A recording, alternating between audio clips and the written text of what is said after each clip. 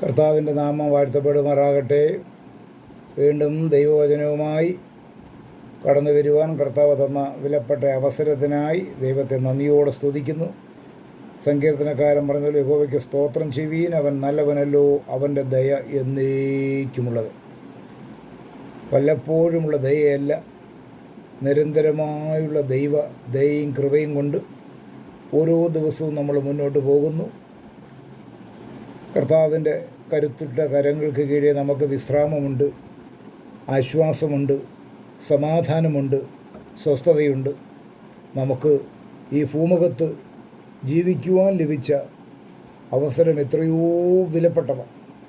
അതിനെ പാഴാക്കി കളയാതെ കർത്താവുമായുള്ള നല്ല ബന്ധം നിലനിർത്തിക്കൊണ്ട് ഭക്തിയോടെ ജീവിപ്പാൻ നമ്മൾക്ക് ഇടയാകുന്നു എങ്കിൽ നമുക്കൊടുവിൽ ഖേദിക്കേണ്ടി വരികയില്ല, ദുഃഖിക്കേണ്ടി വരികയില്ല, നിരാശപ്പെടുകയേണ്ടി വരികയില്ല. എന്നാൽ ഇന്ന് നാം നോക്കിക്കഴിഞ്ഞാൽ അനേകർ തങ്ങൾ വാർദ്ധക്യമെത്തുമ്പോൾ നിരാശപ്പെടുന്നതും വേദനപ്പെടുന്നതുമായി കാണാൻ കഴിയുന്നുണ്ട്.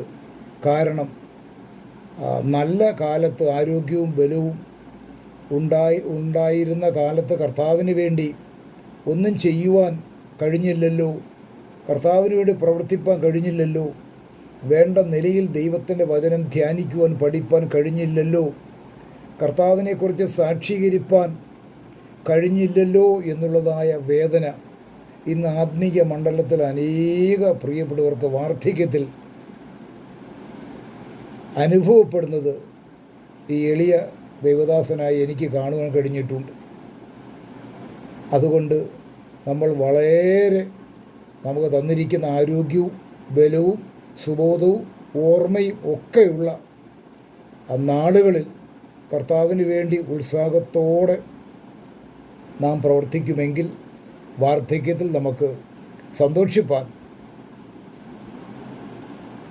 കഴിഞ്ഞ കാലങ്ങളിൽ വിട്ടുപോയ കാലങ്ങളിൽ കർത്താവിനോട് ചേർന്ന് നടക്കുവാനും കർത്താവിന് വേണ്ടി പ്രവർത്തിച്ചതുമൊക്കെ ഓർത്ത് നമുക്ക് സന്തോഷിപ്പാൻ ഇടവരും. അതുകൊണ്ട് നമ്മുടെ ജീവിതം വളരെ സൂക്ഷ്മതയോടെ സമയം തക്കത്തിൽ ഉപയോഗിച്ചുകൊണ്ട് മാത്രമല്ല ദൈവത്തിൻ്റെ വചനത്തിന് മുമ്പിൽ ഇരുന്ന് പഠിക്കുവാൻ, ആ വചനം നമ്മുടെ ജീവിതത്തെ നിയന്ത്രിപ്പാൻ നമുക്കിടയാകുന്നു എങ്കിൽ അത് വലിയൊരു അനുഗ്രഹം തന്നെയാണ്. ചുരുങ്ങിയ ഒരു കാലയളവ് മാത്രമേ നമുക്ക് ലഭിച്ചിട്ടുള്ളൂ.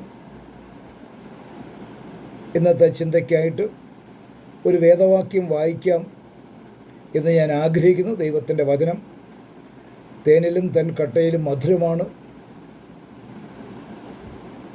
ഒന്ന് പത്രോസ് എഴുതിയ 2-ാം ലേഖനം അതിൻ്റെ 3-ാം അധ്യായത്തിൻ്റെ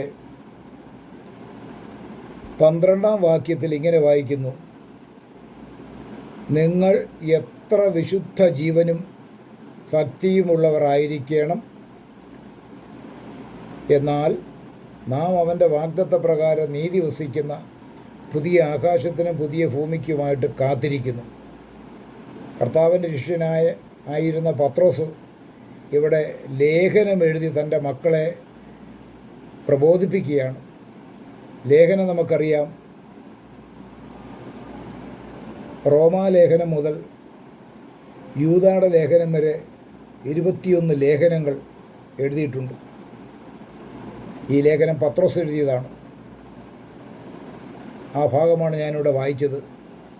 12ഉം 13ഉം വാക്യങ്ങൾ: നിങ്ങൾ എത്ര വിശുദ്ധ ജീവനും ഭക്തിയുമുള്ളവരായിരിക്കണം, എന്നാൽ നാം അവൻ്റെ വാഗ്ദത്തപ്രകാരം നീതി വസിക്കുന്ന പുതിയ ആകാശത്തിനും പുതിയ ഭൂമിക്കുമായിട്ട് കാത്തിരിക്കുന്നു എന്ന് അപ്പോസ്തലൻ അവിടെ രേഖപ്പെടുത്തി വെച്ചിരിക്കുന്നു.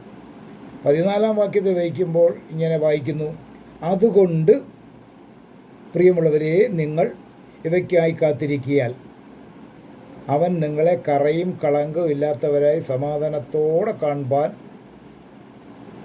ഉത്സാഹിച്ചുകൊണ്ട് എന്ന് വായിക്കുന്നു.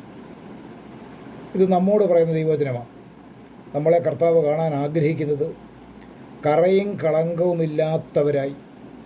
ഈ ലോകത്തിൽ നാം ആയിരിക്കുമ്പോൾ കറയും കളങ്കവും പറ്റാനുള്ള എല്ലാ സാധ്യതയുമുള്ള ഒരു ലോകത്തിലാണ് നാം ആയിരിക്കുന്നത്.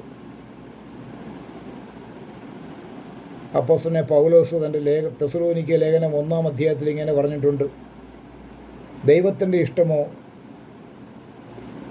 നിങ്ങളുടെ ശുദ്ധീകരണം തന്നെ. നിങ്ങൾ ഓരോരുത്തരും ദൈവത്തെ അറിയാത്ത ജാതികളെപ്പോലെ കാമവികാരത്തിലല്ല, വിശുദ്ധിയിലും മാനത്തിലും താന്താൻ്റെ പാത്രത്തെ നേടിക്കൊള്ളട്ടെ.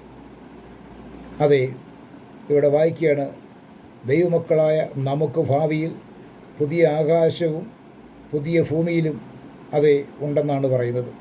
നാം അവൻ്റെ വാഗ്ദത്തപ്രകാരം നീതി വസിക്കുന്ന പുതിയ ആകാശവും പുതിയ ഭൂമിയും ഉണ്ടെന്ന് പറഞ്ഞിരിക്കുന്നു.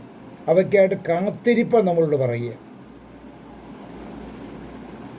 അതുകൊണ്ട് ഈ ലോകത്തിൽ നമ്മളായിരിക്കുമ്പോൾ കറയും കളങ്കവും പറ്റാതെ നാം സൂക്ഷിക്കേണ്ടത് ഏറ്റവും ആവശ്യമാണ്.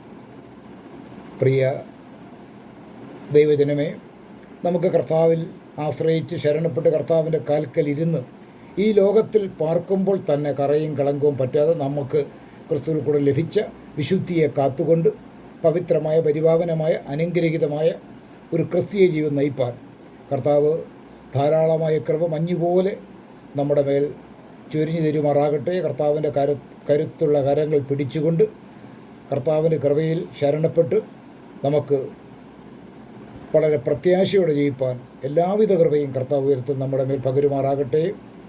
ഈ വചനം നമുക്ക് കരുത്തും ആശ്വാസവും ബലവും നൽകുമാറാകട്ടെ. കർത്താവിൻ്റെ പവിത്രമായ നാമം വാഴ്ത്തപ്പെടുമാറാകട്ടെ.